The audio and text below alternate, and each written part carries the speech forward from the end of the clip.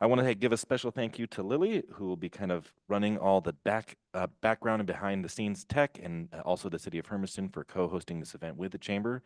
And again, a special thank you to Angela Purcell of KOHU and the Q for graciously agreeing, I don't know how many times it's been now, to lend her expertise as a moderator for us tonight. So without further ado, I'll just let you take it away. And here's Angela. Thank you very much, and thanks for having me again. Thank you to the city and the Chamber of Commerce for offering us this opportunity. Also want to thank those who are joining us in the audience today here at City Hall, those joining us on YouTube and on Facebook. These are important times, and I'm grateful for the opportunity to get to know all of our candidates better this evening. We're going to start tonight and take about 10 minutes with our County Commissioner, Dan Dorn, who is running again for his position number 3, running for re-election. His opponent, Alan Heel, it is my understanding, did not respond to request to join us this evening, but I did want Dan to have the opportunity to tell us a little bit about himself. I have 3 questions for Dan this evening. And Lily's going to start the timer and give us 10 minutes to do that. I think it's important that Dan has the opportunity to participate in the forum while his opponent is not able to make it. All right, first of all, Dan, why have you chosen to run for re-election? Well, first of all, thank you, David, and everyone in the crowd tonight. I think it's always important to be involved and listen to candidates, and my hat's off to all candidates here this evening. Anybody that throws their hat in the ring, you really have to have a lot of respect for them. It's not just them that come into these. They obviously bring their families and everyone involved. So congratulations to all of you for throwing your hat in the ring, and my opponent, Alan Heel, too. It does take that. I'd like to run again. I am running again because I think there's some unfinished business, but I think a good place to start may be with kind of some of the things that we've gotten done in the last 3.5 years at Umatilla County.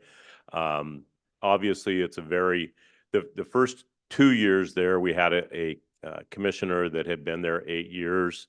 So we had some seniority. As the last 2 years, there isn't 2 years difference between each of the commissioners. So we're all kind of on a semi-learning curve, and it's been a good group to work with for sure. But looking back to start with, there were some voids that I thought kind of like blocking and tackling that needed to be done.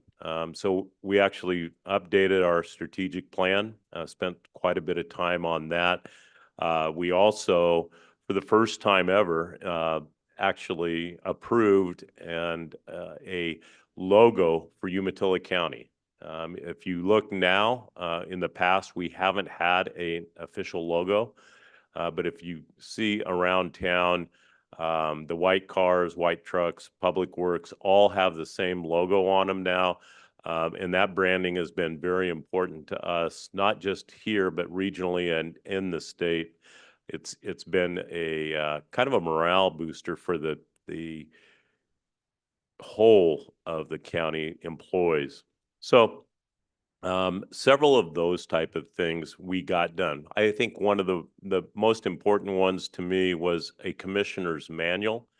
There was no manual or commissioner's handbook when I came into office. So we spent almost a year and a half putting together a commissioner's manual that actually addresses all of the kind of the outlines and the guidelines for a commissioner when they come in. So if you went online, if you ran for county commissioner, you would be able to go online and read that commissioner's handbook. It also includes the liaison assignments for each of the commissioners and what types of groups, whether it be LIPSIC or all the, I could go through a million different acronyms, but all these different groups that we participate with. It also identifies all of those. So it's been a very good tool for us. So very, very happy with that. And those type of things truly I would like to continue as a commissioner. Bigger projects, yes, we have a lot of bigger projects. We're trying to figure out what we're going to do for a new courthouse. The civil court, the district court is we hold jury selection in our chambers or down the hall in a different room because there's not enough room in the courthouse, or even at Stafford Hansel for that matter. We hold jury selection now in the conference room as you walk in. So a new courthouse and how we get there is very important. Several pieces of legislation this year that we're working on. Some of you may have read in OPB that the commissioners are taking a very active role in trying to get legislation for Umatilla County to be a pilot county for SMR energy, so that we can start looking at microgridding some of our energy needs instead of like the B2H power line. That's been in the works for almost 18 years. A microgrid type energy for irrigation pumps, industrial needs, and just feeding the BPA and the local energy. Those are all important projects. I don't know where we are on time. You're doing okay. You have a few minutes left. Let me ask you, what do you think is your single biggest accomplishment in your first term? I made it to here. I made it through 3.5 years, and my wife still comes home at night. You're still married. Excellent. Okay. I know. I think a couple of big ones. The sheriff's office, for one, their budget has been increased by 41% in the last 3.5 years. So that's a huge focus that the commissioners made on the sheriff's office. And then I think a couple of others for sure. More aggressive economic development stance. Instead of basically waiting for the phone to ring, we've been very aggressive at being reactionary to industry trends and to what's available. And I think above all, I think being able to work with all the communities within Umatilla County, I think that is my biggest accomplishment, and I think that we've done that as a team. Each of us came in out of geographical areas. I was a little bit more, I was lucky because I had a lot of connections and relationships throughout the county, but it has been a joy working with the mayors and managers throughout the county, and it makes projects and so much easier. But what it really does is when you do have differences, it's a lot easier to come to some kind of collaborative resolution if you have relationships with folks. And I think that this is truly a relationship business. So I would say that's Angela, that's my number one, I think, success, is to have those relationships throughout the county with the city managers and mayors, and even the local public, because I can tell you my phone rings off the hook. They're not afraid to call. And I think that is important. And Dan, we have just a couple minutes left. What is it that is most important to you that you have left to do if you win another term? I think it touched on a couple of them. I think a new courthouse is going to be important, just for continuity. If we don't do it now, it's going to have to be done some way. I mean, what 3.5 years ago was projected at 40 million is today projected at 200 million. I mean, that inflation is incredible. And then the other extremely important thing to me is I sit on a couple of different statewide transportation task force appointed by the governor, and those are important to me because our roads and our funding for our roads, even though a lot of people hear a lot of discussions about it, I don't think anybody in the general public realizes how important that funding is. Our overall funding is on a downward trend, just more efficient vehicles, because we are based and dependent on a gas tax. We can't even spend, by state statute, we can't spend property tax on roads. So the available funding for roads has got to come from somewhere. We're lucky here in this county because we do have several enterprise zone areas and SIPs that we can take advantage of those to help supplement the roads, but that only goes so far. Our state transportation network is important. Our funding is even more important. And I think that everybody's going to hear a lot more of that as the year goes on. The other thing is we started inviting, and everybody hears this, to we've started inviting legislators from the Valley up here.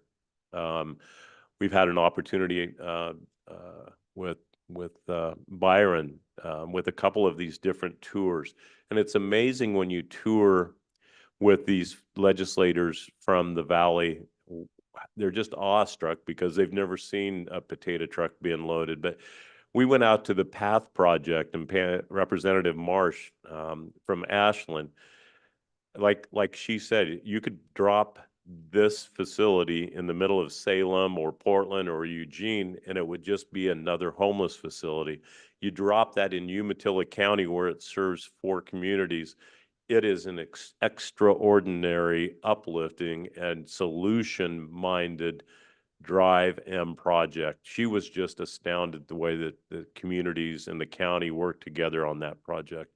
And it has been a success. And those type of relationships are as important as the local. We have Rep. Lively, the head of the chair of the House Energy. Him, and several of those committee members will be here next month. We have industry out of the Midwest that's going to be here in October that wants to see our agri-based foundation.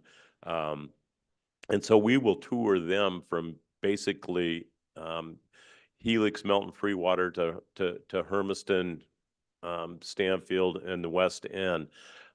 Dan, we've been buzzed by Lily, which means don't make her do it again.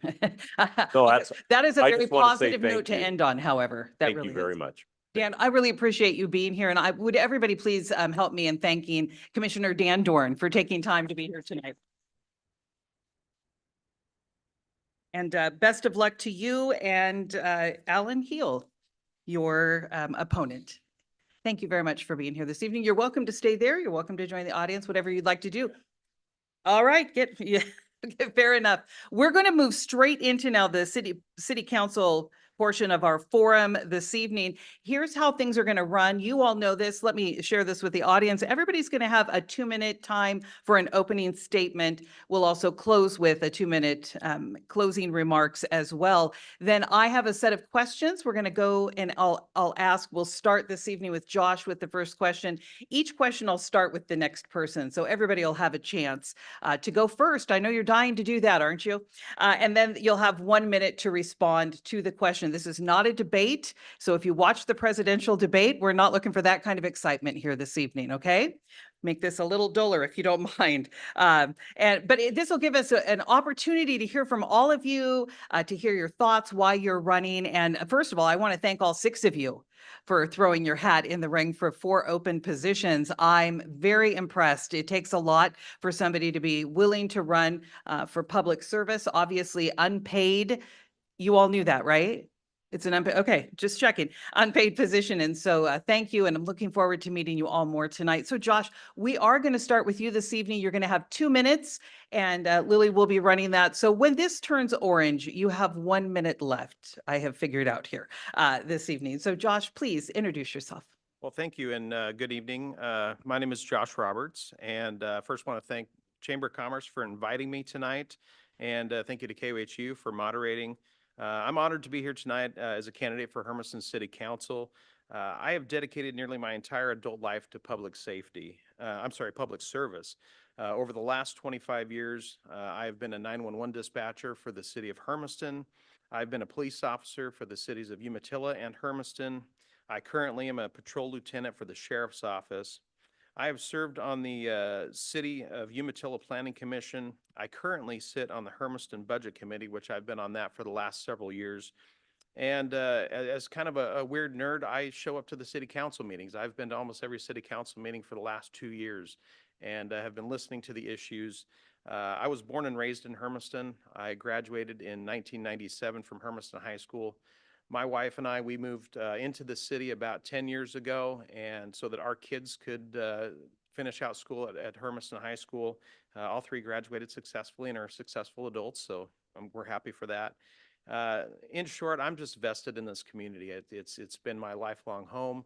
I believe in Hermiston. I believe in where it's been, where it is now, and where it's going, and I just want to be a part of that. So I look forward to answering questions tonight, and I thank you. Thank you, Josh. Brian, your 2-minute comment, please.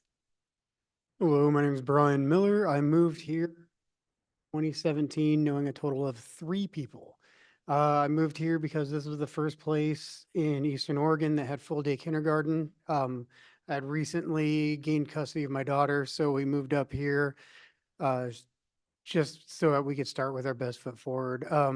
I've been trying to make life on my own since then, and I've learned a lot of hard lessons. Like, you have to understand what you don't know and build connections with people who know what you don't. I've turned that into a successful business, a foster home for our daughter. I've been finding a lot of interesting solutions to problems in my own life and other people's, and I've just found that this is a good way to try to lend my support to the community that's been helping me since I've moved here. I'm done. I don't need the full 2 minutes. That's great, Brian. Thank you very much. Yes, Jeff Kelso. Well, thank you first of all for putting this on and having us here. This is a great opportunity. And I would start at the beginning. I was born in Eugene. I'm a lifelong Oregonian. At the age of 6, we moved to Tualatin. My family and I grew up there and went to Tigard High School, where I met my wife and high school sweetheart, who we, after 4 years at Western Oregon and a degree in computer science, we got married and moved 4 miles to Sherwood and had 3 beautiful children. After that, I worked at Lake Oswego School District for 15 years as their technology director. And that was a great experience. But after 15 years in 2017, it was time to move on to a different thing. And I found this job out here, and I'm blessed to have the job that I do now, which is the technology director for the Hermiston School District. This community is a great community. I've thrown myself into it and try to give back at every opportunity. I am the former president of the Hermiston Kiwanis Club. I'm the current lieutenant governor for Northeast Oregon Kiwanis. I am the president of the board for the Inland Northwest Musicians. I do all kinds of things. I'm a ham radio operator. Go figure, I'm a bit of a nerd. I am the secretary treasurer for the Hermiston Amateur Radio Club. I'm also an emergency communications coordinator for the for Umatilla County Amateur Radio Emergency Service. So I believe in giving back to our community in many ways. I also donate to many funds such as True Care and Pacific Northwest Veterans Alliance and other causes that my wife and I believe in strongly. So thank you very much for having us here again, and I appreciate the opportunity. Thank you, Jeff. Luz. Good evening. I'm Luz Martel, and it's an honor to sit here before you as a candidate for the Hermiston City Council. I have lived in Hermiston 30 plus years, mostly my entire life. I have been a nurse for nearly 15 years and served various roles in that nursing role, extending from being an educator, ER nurse, nurse in corrections. I have served at the federal level as a subject matter expert and administrator, and I have had the biggest privilege serving all of the underserved people, the most vulnerable of our community. And now I seek to serve with that same commitment and care. Hermiston City is built on what I believe is the backbone of local business and the great farming community, which I believe are not just, economic pillars for our city, but also the heart and soul of this community. And so my vision when I applied for this was to help strengthen these foundations through forward thinking and infrastructure, which is kind of what I'm focusing on. But I recently joined the Civic Leadership Academy and realized that progress can't happen in isolation. So I developed this passion for uh, integrating the community. So I firmly believe that a city thrives when people are engaged in shaping that destiny. And I feel like too often decisions are made where people are left feeling like they weren't participating. And so I feel like uh, I want to work tirelessly for this community so that we can gain a deeper civic engagement, so that we can participate Thank you very in much. decisions. Alan Hayward. I thank you guys for having this. I'm Alan Hayward. I graduated from Hermiston High School in 2001. I moved to the area in '98 when my parents moved out here with the Walmart distribution center. So I've been in this area since then. I have a wife and two kids. My wife's not from this area. She's from Linden, Washington. So we met through online and stuff. So we have a great life. We are both small business owners here in town. I run a small tech company here in town, taking care of computers. I also work for AWS, Amazon Web Service, full time. Then also I volunteer my time at Campus Life to help with out with the youth there, outreach, and try to give them a place of their own, to have a place where they can go hang out, do what kids do without parents on them, trying to stop them from doing whatever. So try and give them a place so they can actually have a fun place. So I work with a lot of with the youth out there, working with Jeff and Ashley Youngberger of the directors of Campus Life. So I'm always helping them whenever they need it, going above and beyond. Then on top of it, I just want to see our community grow and get bigger and see the technology come in here and try see how can we make it better for everybody. Thank you, Alan. Thank you. And Maria Duran. Good evening, everyone. Thank you for the Chamber of Commerce and KOHU. Thank you for being here, and especially the audience, community members and family members that came to support your candidate. I've chosen Hermiston as my home since 1992. I have raised 3 children. All 3 came back. 2 of them came back from attending university. And I've had the opportunity and privilege to work for organizations that have allowed me to do a lot of outreach in the community, and therefore be able to create partnerships with city officials, with emergency responders, and not just county, but now, almost ending my term, being able to meet with state representatives to let people know about our needs. So, I have great rapport with the community. I've been able to work in the educational setting for 20-some years. And so that also has allowed me to meet a lot of parents, hear about their concerns. And I am just thrilled to be able to serve the community. That has allowed me to live in an environment that has been thriving and that has supported me in raising my children here. So I am just excited to run again, and see how we can continue to see Hermiston prosper. Thank you very much. All right, so we're going to start with our round of questions. And Josh, the first question is going to be for you this evening. Everybody will receive 1 minute to answer the question. What do you see as the most important role of a city council member? So a city council member has to be a ambassador for the community and its constituents. The counselor has to be able to listen, to collaborate, and make decisions. And I think a decision maker is probably one of the greatest assets that a person can bring to the table. And when I look at a decision I'm making, there are kind of 5 tenets that I look at. Is the decision I'm about to make, is it illegal? Is it immoral? Is it unethical? Is it a gross deviation of any rule or policy? And is it fiscally responsible? I use that in my professional life. I use that in my personal life. And generally speaking, when I answer those in a positive way, we come out with a decent outcome. We may not have an outcome that everybody agrees with, but at least we can say that there was thought and form into what the decision was. And so I think just being a strong leader is really what the role is about. Excellent.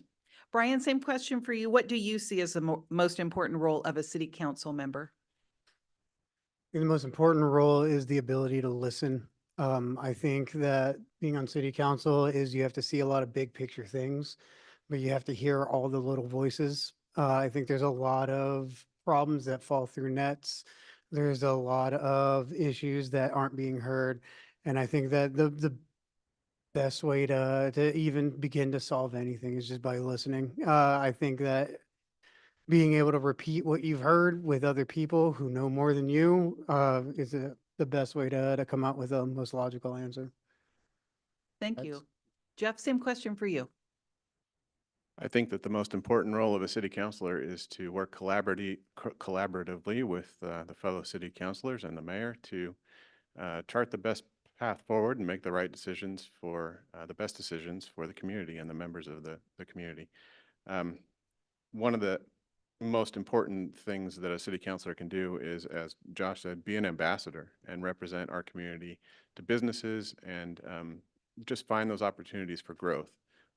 Hermiston is the largest and fastest growing community in Northeast Oregon, and I think that's because we have had visionary leadership in the past. Mayor Drotzman, I think, has done a fantastic job of being an ambassador for this city and meeting with businesses and trying to attract people here. And I want to continue that. Thank you. Thank you, Jeff. Lou, same question for you. What do you see as the most important role of a city council member? I think the most important role of a city councilor is to appropriately represent its community.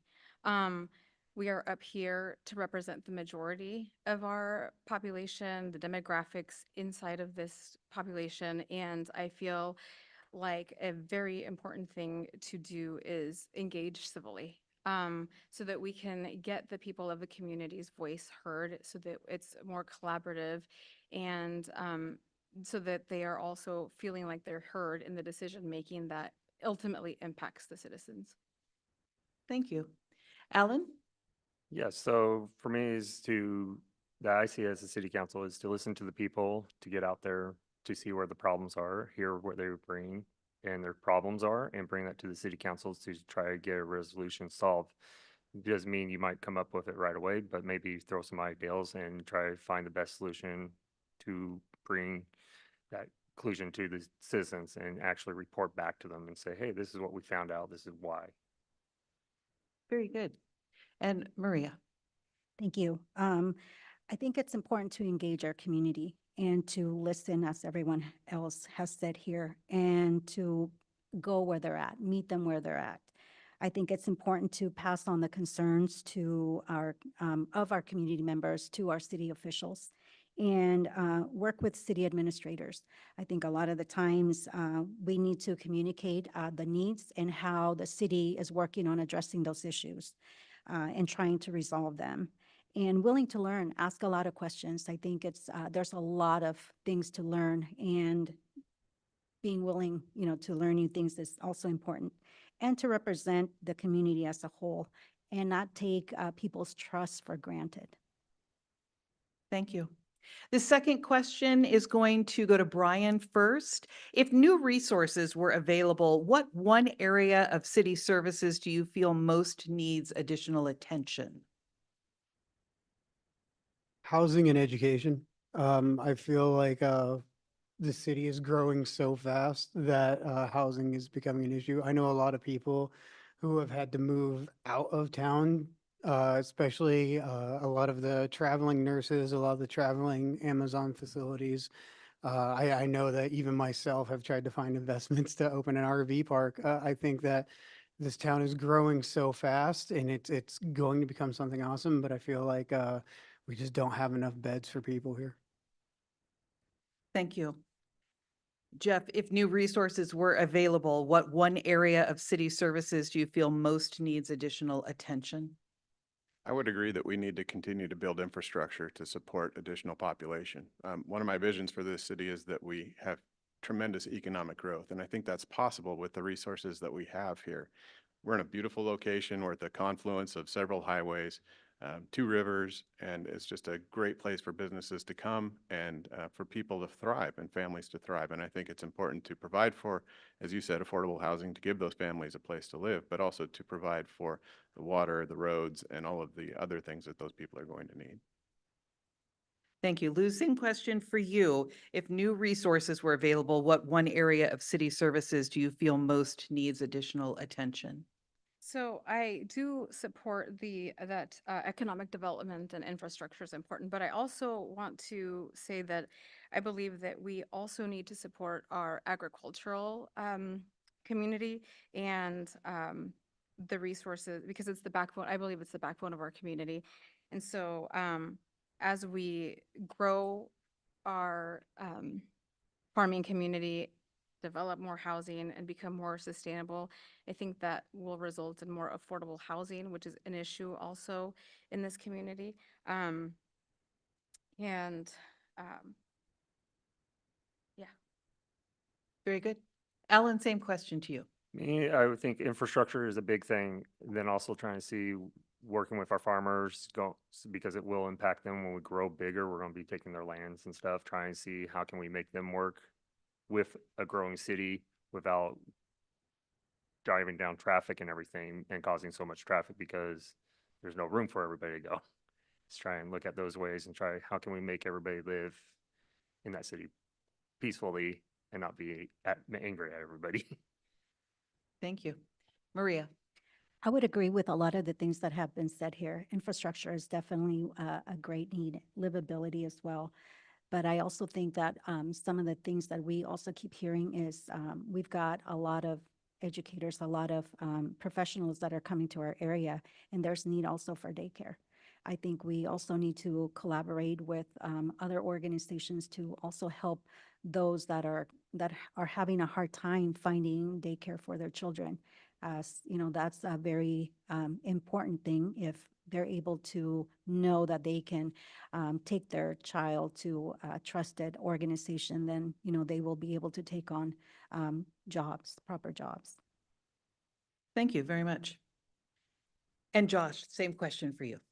I agree the infrastructure and everything else is said is important, but if I had to rank it, mental health treatment is at the top of my list. We all talk about public safety quite a bit, and what impacts public safety more than the impact of mental health and drug addiction and how that affects the homeless crisis that we're facing. And so what I see is a lot of siloing, drug treatments over here doing their thing, and domestic violence is doing their thing, and law enforcement's doing their thing. And if I could pour resources into an efficient system that took all those things together and made a unified front to confront these issues, that's what I would try to do, because we can't just pick one. I can't just say mental health, and I can't just say drug addiction, because they're all so interlinked. But that's where I would pour the resources, and that I think would have the most impact on our livability issues. Thank you very much. Jeff, next question is for you. We certainly expect that Hermiston will continue to grow. How should a city councilor be involved in leading that growth? Well, I believe that a city councilor is first and foremost an ambassador for its community. So it's important to get out there and meet with businesses, meet with as many different representatives of the community as you can, and then put the best foot forward for our city that you can. I think a city councilor needs to facilitate and work with the other people in the city council, obviously, but then facilitate bringing those businesses and those people to this community and finding ways to make it easy for them to come here, whether that's through tax breaks or setting land aside or generating a business operation center like what we've done in the south end of town. I think all of those things are important, and basically just finding ways to make it easy for businesses to come here. Thank you. Thank you. Luz, how do you believe a city councilor should be involved in leading continued growth in Hermiston? So I too support local business and small business owners, but I think that one of the focuses that I would have is talent retention. I think we have great people with great talents, but it's often lost to being driven to other cities. And so I would focus on retaining talent so that we could have more thriving success in Hermiston. All right. Alan, same question for you. Me, it would be a leader and get out there and get to know what the plan is, and also bring that vision to the city, the people, talking to them, and trying to make sure they understand what it is, and then also working with other council people and the mayor and people in the community to try to see how it's going to impact them to make it work for everybody. Thank you. Maria, what do you think a city councilor's position should be in leading growth in the city of Hermiston? I think each of us bring an asset, different set of skills and mindsets and background as well. So I think coming together when we have the goal setting sessions, that's important, because that's where we can bring our different ideas, and that's where we can see where we want to, what direction Hermiston should be going. I also feel like um, another way would be to take every opportunity that we have to be able to meet with legislators. A lot of the times we don't have the money, the funds, but if we have that good rapport with them, we can let them know about our challenges, and seeing how we can collaborate with them, as well as our local commissioners and other communities that surround us, so that we can work together and work so that we can all benefit from a project or from our goals. Thank you. Josh? I'm pro-growth, but I think the best way that we can lead as counselors is to make sure that what we're doing is done in a measured fashion. We bring in industrial business, it increases tax revenue, that's a good thing. You bring in small business, it increases tax revenue, that's a good thing. But at the same time, I was at a meeting recently where we don't have enough land over the next 20 years to facilitate that unless we expand our urban growth boundary. And so recognizing what the needs are, because if we bring in more industry, we might need to have more water resources, or we might need to have more public safety. And so the best way to lead is to be methodical and to be thoughtful, and again, be collaborative, and just do it in a measured way. Thank you. Brian? I'm going to be honest with you. I think you guys are doing an amazing job at growth for the city. I don't think right off the top of my head there's something I would say I'd come in and just do and everything would be better. I think you guys have such a great plan moving forward with your growth and attracting businesses. The only issue I ever hear from people when I talk to them is expense and quality of life. People get bored, and you're going to retain people. You're going to retain quality workers if it is a place worth living in, and I think it is. Thank you. Luz, this next question is going to start with you. We have some pretty great city services that make livability very nice here in Hermiston. If those services are to remain or at current levels or even increase, what are your suggestions for creating new revenue? I think this is currently a topic of discussion for the city, but I actually, since it has been assigned a task force, think that moving forward with or assessing the indoor pool situation.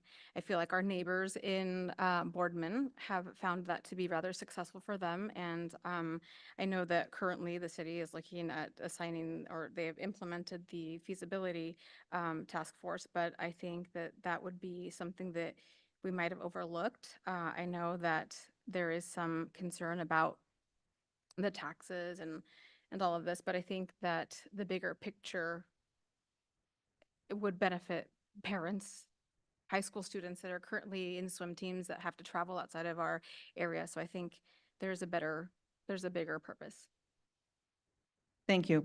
Alan, what are your suggestions for possibly increasing revenues? One way I think it would be is to try to get some more businesses in here. A lot of the people I've talked to is there's not a lot of business here. We have to go to Tri-Cities to go to Costco, go somewhere, try and get some bigger stores. There's only 2 grocery stores in this town. Everybody's like, it would be nice if there's another one. Let's try to get some better businesses in here to bring in more jobs, more people that would bring in more funding, because that would bring more some taxes for property taxes and stuff, and grow the city too. So then you get more money coming in. All right. Maria, if city services are to remain at the current levels or even increase, what are your suggestions for creating new revenue?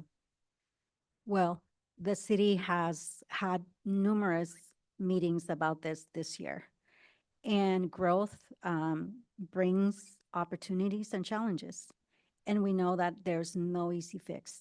I think that is why we had several meetings to discuss what possible options there could be without hurting the pocketbook of our community members. That is why we didn't take the decision lightly. We took it back and to the community members so that they could also have some say in the matter. So I think we will continue to see that as a challenge. I don't think it's a problem that is going to go away. I think that we're not alone.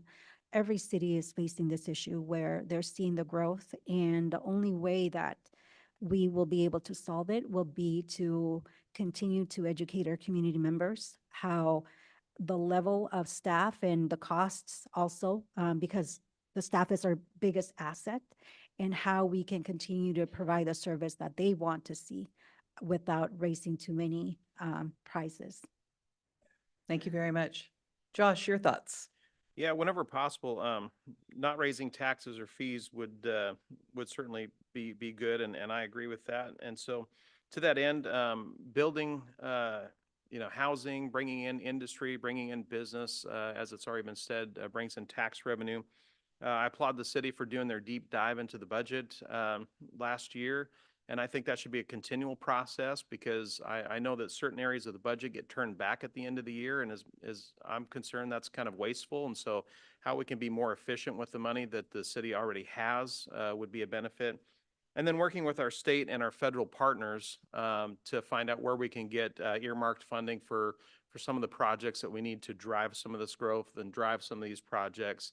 Again, that comes back to being ambassadors for the city and working collaboratively with our partners. Thank you. Brian? Slight tangent. When I lived in Chicago, to get around, I would intentionally go to the bus stations and I would just try to buy the transfers off of people because I couldn't afford the full bus ticket. So when I moved here and I saw that there was just the kayak free bus system, I was amazed. It blew me away. I think you guys, we should really expand on that and being able to take buses to job sites. There's a lot of people in this community that can't drive. And if we can provide them a way to get to work, they will work. And then that's more money to them. That's more money to us. Thank you. And Jeff? I agree with what most everyone else here has said. I don't think the answer is increased taxes. I think the answer is increasing the tax base. So we need to attract businesses, we need to attract people to this community and get more money through tax revenue that way. And let's face it, in these inflationary times, we as a city may not be able to sustain all of the services that we provided in the past. That's just a reality. So yeah, I think a combination of being more fiscally responsible and increasing tax revenue through growing the tax base is the answer. Thank you. Thank you. All right, Alan, this question is for you.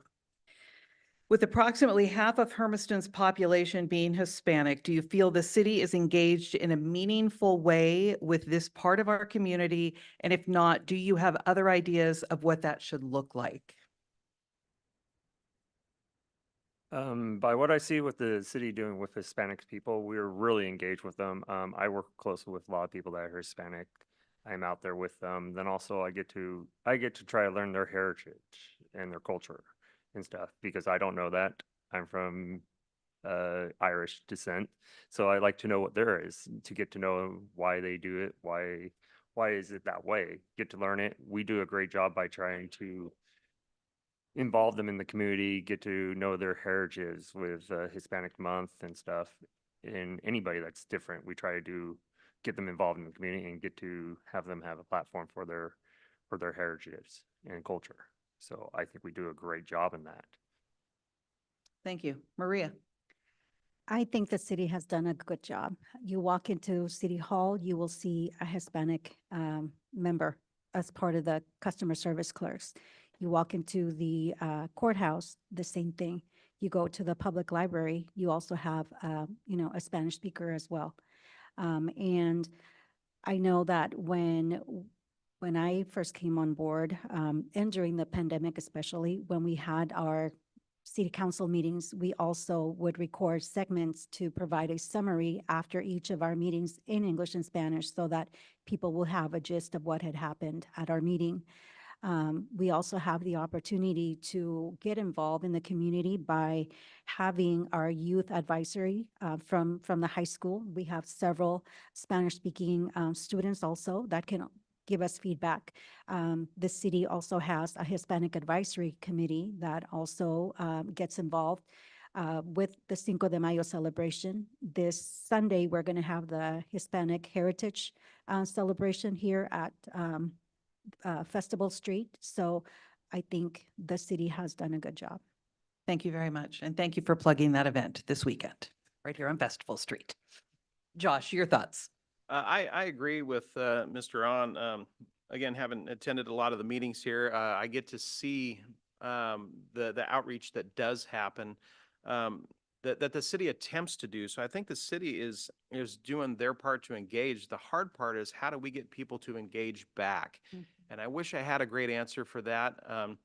People are going to work, they're busy, and they're not tuning in to everything that's happening in city government, and that's definitely a hurdle that we need to tackle. I think we just keep coming up with ideas.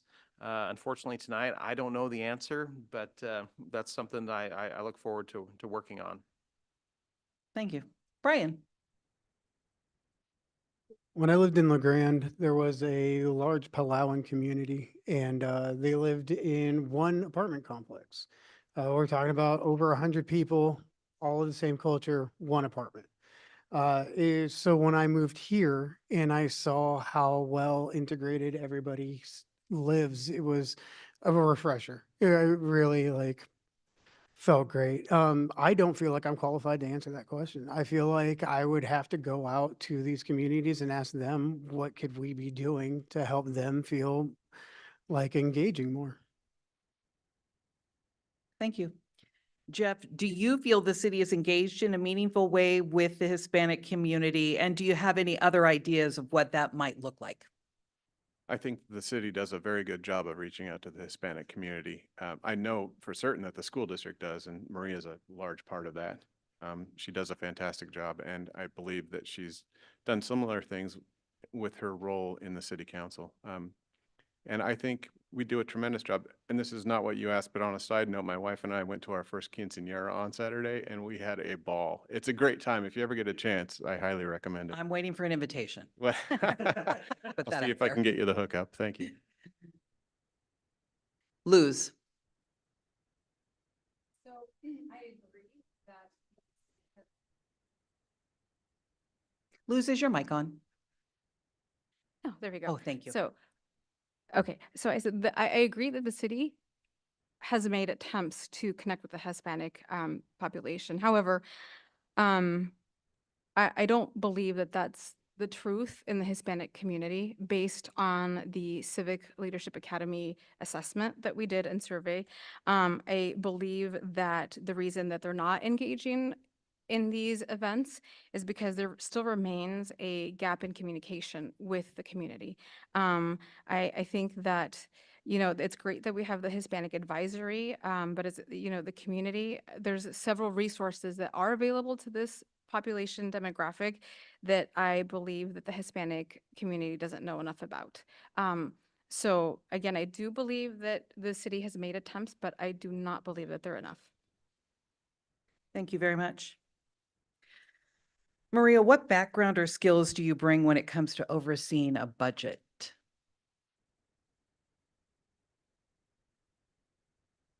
Well, I am not an expert accountant, but when I worked for the Hermiston School District as a program secretary many years ago, I helped oversee the budgets and how to allocate, well, depending on how the teachers were spending and allocating those monies to the grant funds.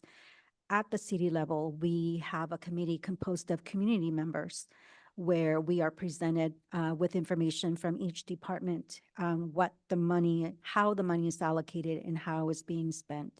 I appreciate the fact that it is not just the counselors and city officials that are looking at the budget, but we also give the opportunity for community members to see how transparent the city wants to be, so that we are held accountable for how the money is spent in the programs and services that are provided to our community members. Thank you. Josh?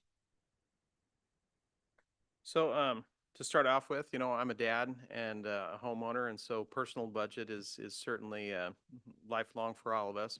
What I found interesting when I got into government budgets is how different it is than your home budget. There are different line items, and you can only spend money on certain things from certain categories, and it gets very confusing, and it can be certainly confusing to the public.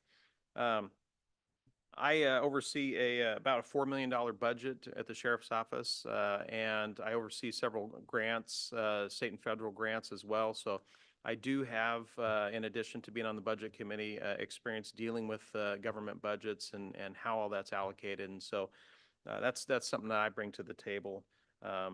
It can be frustrating at times. That's all I can say. So. Brian? I am god awful at math, but I have made it made it a life point to get by off of sequencing and prioritizing.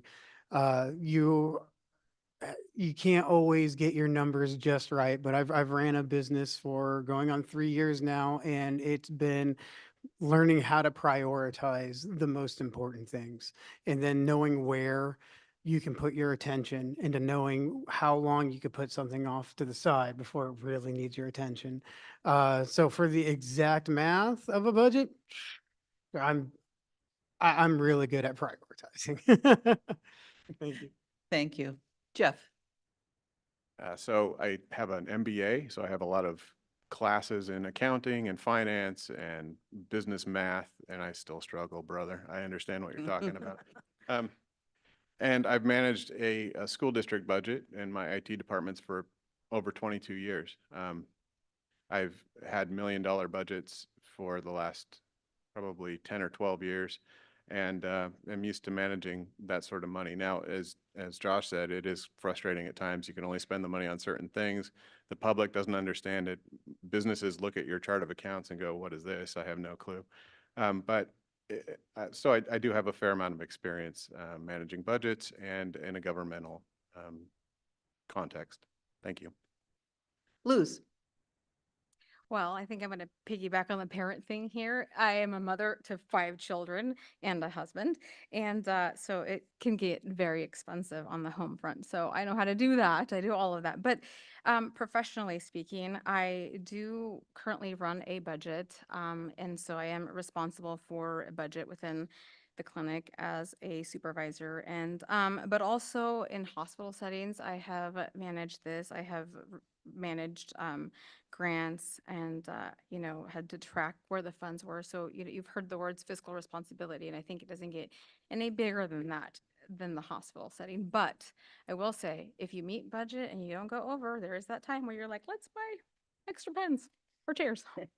So Thank you. Alan? My background is not that great in budget, but I do run a business. I actually go into companies where I take over doing their computer work. I actually sit down and see what computers they need and try to work with their budget. I look at the top line to the bottom line, bring them multiple options, say, hey, this is an option. Which one would you like? This is your budget, not my money. But let's bring you the best option. Tell them, hey, this is how long you're going to get with this equipment. This is how long you're going to get with this equipment. Try to give them all the answers that they can to make the process. So how I do it, my parents taught me financial piece, and they teach that class. So I actually know budgets a little bit, but I actually try to find out how can you get everything to work, even if you can't buy the Rolls Royce of the thing, but you have to make it do with paper and pen, try to figure out how to make it work.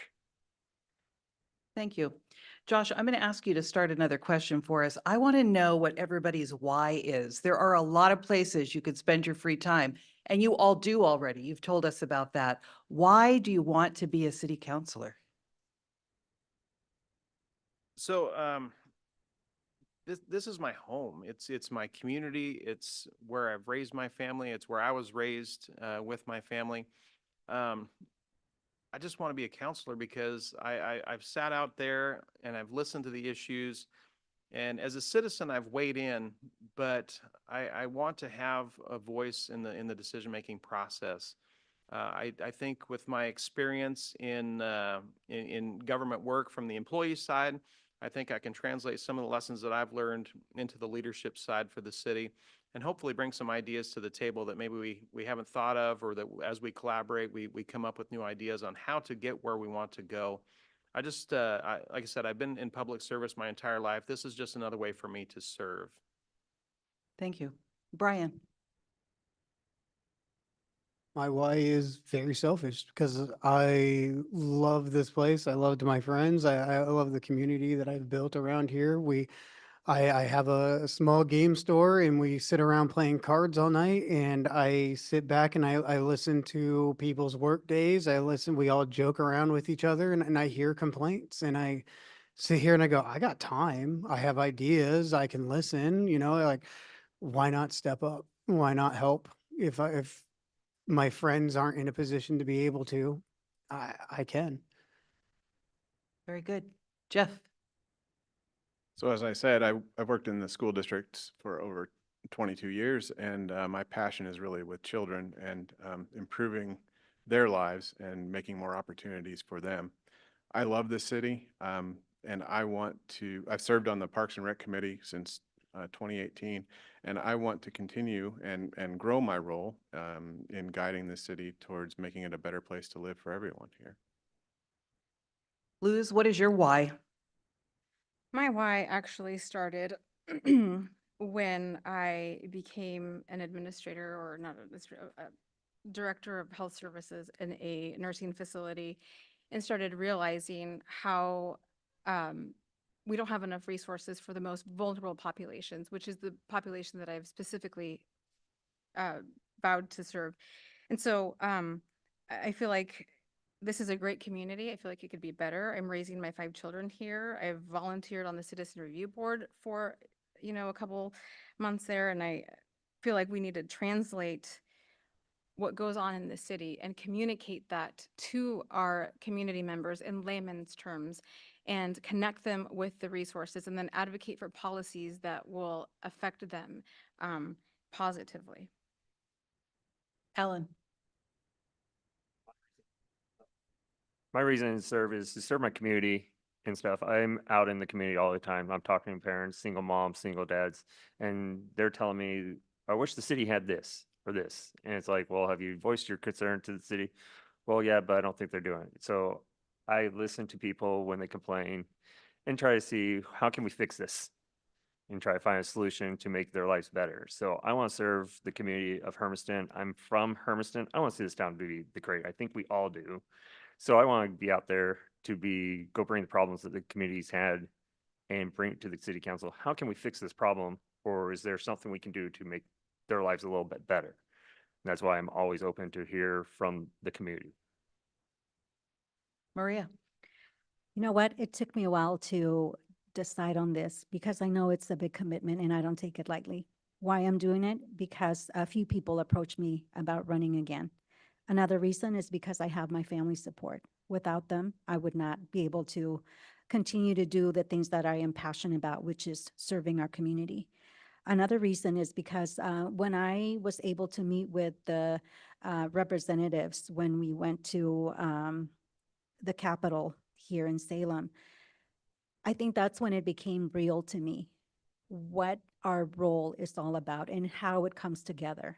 Being able to sit with them, to be able to let them know about our needs, our concerns, and seeing how they are willing to listen and how your voice made an impact. Another time, the governor came to meet specifically with the Hispanic members. I voiced a concern about Lubguama not having a Hispanic representative. Guess what? A few months later, she was able to bring someone on board. So I believe that we all have a voice and it's important to let them know of our needs. Thank you. One final question for everybody this evening, and Brian, this will start with you. What is your vision for Hermiston in 2040? One where I'm alive and still in it. I love it. Yeah, I'd like to see Hermiston. It's growing, and I like the direction that it's growing, and I really love the community here. And I don't have a vision. I'm just excited to see how it turns out. Jeff? My vision is that Hermiston has become a place that is attractive to business. We have a Costco here, we have a Fred Meyer maybe, and we have huge numbers of industrial business here, which support thousands of jobs and a great lifestyle and a great standard of living for the citizens of this community. Luz? In 2040? Can you repeat the question? Yes, Sorry. absolutely. What is your vision for Hermiston in 2040? In 2040, I think a more engaged community. Without the citizen engagement and without addressing their concerns, I don't think that we can do this alone. I think we need to hear their voices, hear their concerns. I mean, I am a community member and I shared their frustration, you know, the water bill. I mean, in the future for me is yes, let's bring businesses, let's have local businesses thrive, let's have, you know, financial growth, but also engage the city, provide the resources for those who are vulnerable so that they can also thrive in this community that they call home. Thank you. Alan? My vision is to see this town be the town it is right now, but even bigger, where everybody's welcome. When my parents came out here to visit the town before the DC was built, we were by the high school and an old lady stopped up and asked us, "Are you guys lost?" We're like, no, we're just checking out the town. She welcomed us, told us where the community center was, literally showed us the town and took her time out of the thing. And it kind of sold my parents on this town. It's like, if people are that willing to help us and we're not even from the area, this is the place to be because they're willing to help. And I want to see that keep growing this town. Thank you. Maria? I want to see Hermiston even sweeter. I would like to see a even more diverse city council, a wellness center already going and thriving, and our youth even more involved with our local government. I think having more opinions will be so important. And still, as we continue to grow, still keeping the small town feeling where we're always looking out for one another and where we feel safe in raising our children. And Josh? The problem with going last is you tend to repeat what a lot of people It's say. okay. And so I envision a town, you know, at least twice the size, more amenities. Indoor pool would be nice.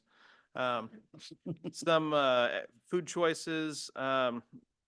Basically, I want a town that is huge and has a ton to do, and yet still has that small town connected feel. And that's one thing I don't want us to lose.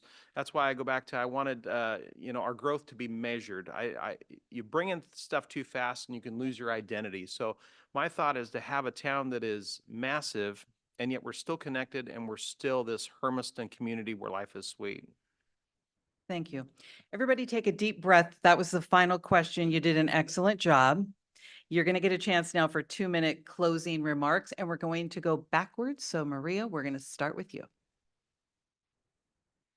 Excellent.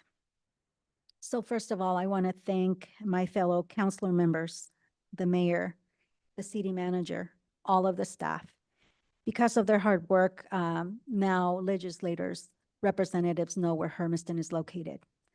I want to thank everyone for being patient with me and allowing me to have a great experience these last 4 years.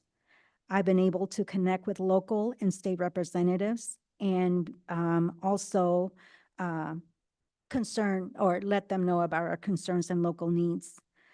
At the same time, I am so excited that, you know, more people showed up and decided to run But I also like to encourage other folks in the community that are listening or that are here, that they continue to be engaged. They continue to come and find out what we're doing. Listen to the conversations that we're having so that you know how we come to make some decisions.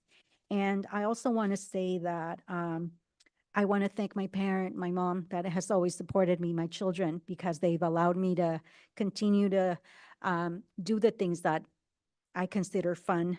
I believe that Hermiston deserves leaders who have a heart and a passion for serving. I, Maria Duran, will stand strong for what's right and best for the most, and it will be an honor to earn your vote this November. Thank you. Alan, your 2-minute remarks. I say I'm here to be a voice for the people that don't have a voice. So, like I said, I'm here to listen, even if it's off. I will spend my time listening to you and hearing your concerns, try to bring that to the council, to the cities, say, hey, this is the problem that we're having. If one person's having, that means there's multiple people having it because they don't speak up. So if you can bring that one up, that one voice up and say, hey, this is a problem, let's get it solved. So my door is always open to hear from you, from the community, to get that voice to the city. And that's basically it. Thank you, Alan. Luz. So, like I said, I've lived in Hermiston pretty much my entire life. And so I've seen the city of Hermiston face great challenge, but I've also seen great success in our community when the community's voice was heard, when there was exchange. I've shared the community's frustrations with some things, mostly because I didn't feel like I knew enough about it or, didn't hear about it. But really, it comes down to engagement. And so I was raised in poverty in this town. And I know the struggles of trying to have the right resources afforded to me. And then I also know the positive side of learning what those resources are and then being successful in my own life. And that's just something that I want to do, is be the voice for those community members who are not feeling heard, because I also feel like everybody deserves to be successful. And so I'm sitting here today to say that my goal is to ensure that every voice is heard, and not just by sitting up here, but actually engaging with the community itself, going out there, not just being the city council member that sits here and waits for someone to come out here, but go out there and look for that. Tell me your problem. I will come to you and advocate. Thank you. Jeff. Well, I wanted to thank you again for having this. This is has been a great opportunity and a lot of fun to meet the fellow candidates here. I love this city. I moved here and fell in love with it, and I'm passionate about helping it grow, helping it develop, and helping to keep it a very livable place where people want to come, raise a family, and grow as individuals and as a community. I have volunteered hundreds of hours of my time to make that happen with various organizations throughout the community. I feel that I'm heavily invested and very well connected in this community. I know a lot of people, and I am willing to work as hard as humanly possible to ensure that this community is successful and continues to be a great place to live and work and raise a family. Thank you. Thank you. Brian, closing remarks. Last night I was playing Magic the Gathering with all my friends at the shop. And they asked me, what if you don't fit in and everybody boos you out of the city hall? And I said, well, then I get booed out of a city hall, but at least I tried, you know? And my grandpa would always say, you got 2 ears and 1 mouth. You should do twice as much listening as you do talking. And it's what I do. It's what I do every day. And I feel like that's something I can provide here or not. That's all I got. I'm just a dude. Well, Brian, you can go back and tell your friends there was not one boo for you tonight, okay?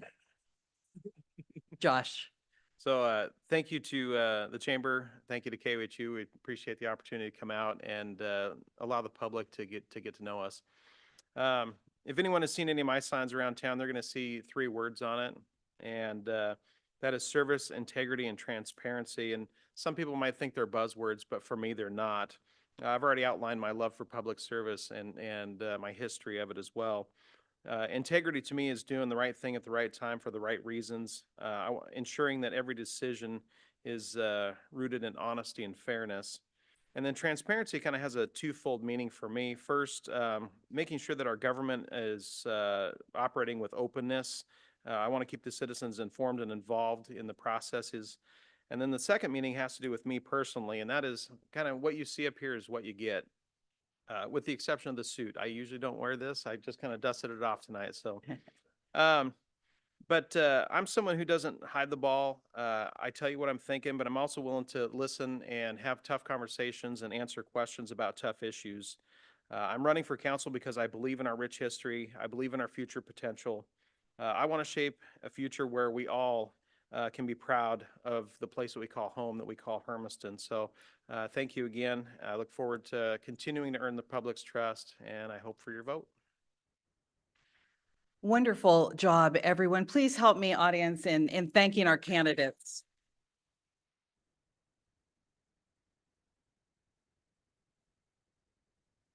I just have to say that for Josh, Brian, Jeff, Luz, Alan, and Maria, and also Dan Doran, if he's still here, I just want to say thank you for your willingness to step out and serve in public service. It's a big job. Somebody has to do it. We have 6 very qualified people who are willing to do that. And I hope everyone who has watched this evening feels like they know you all better and feel a little more educated about who they're voting for. And the general election is November 5th. Please, please, please get out there and vote. Thank you all very much. Thank you to the city and to the Chamber of Commerce for putting this event on tonight, and good evening to everyone.